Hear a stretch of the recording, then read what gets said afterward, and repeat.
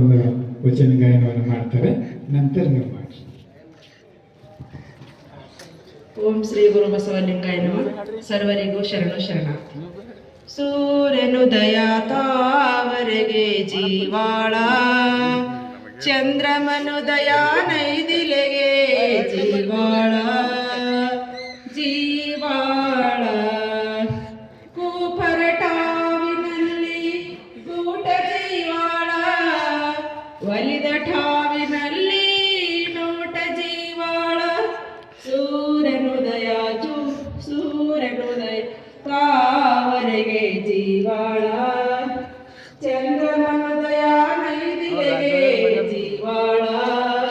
ಜೀವಾಳ